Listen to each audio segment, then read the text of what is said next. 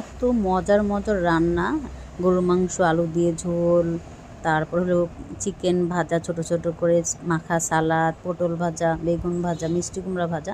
কার কার পছন্দ সবাই একটু লাইক কমেন্ট করে জানান। সাথে সাদা পোলাও, আমার কিন্তু এই খাবারটা ভীষণ পছন্দ।